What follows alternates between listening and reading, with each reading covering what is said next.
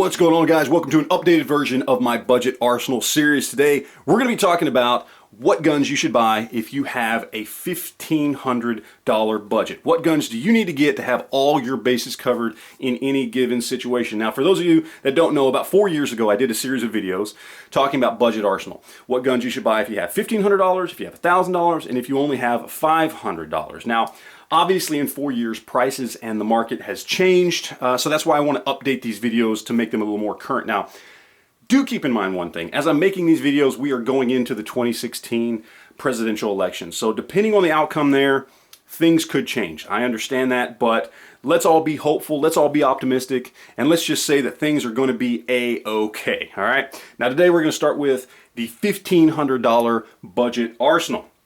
Now, for me, I think when possible, with your budget, you should have a good shotgun, a good pistol, and a good rifle. That's what we're going to talk about here today. So, as far as the rifle goes, I recommend a good AR-15. Price and availability being what they are today, if you only have $1,500 to spend, this is the way to go for your rifle. Cap yourself off at $650 to invest into an AR-15.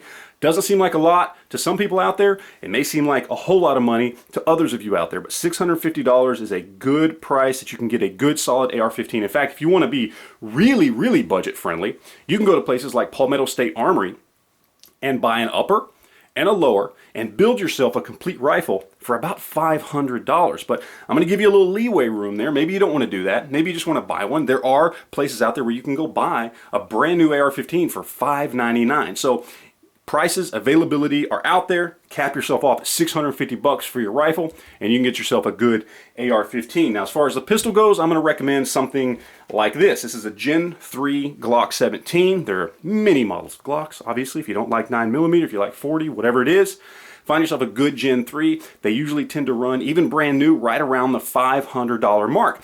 If you don't like Glocks, Smith & Wesson M&P tends to hover just under $500. Springfield XDs, even though I'm not a fan, tend to hover around the $450, as do the Ruger SR series. So there are plenty of options out there, and I say cap yourself off at $500 on a $1,500 total budget. Whatever you want to go with, plenty of options, but cap it off at $500. So $650 on a rifle, $500 here. We got $350 left for a good shotgun.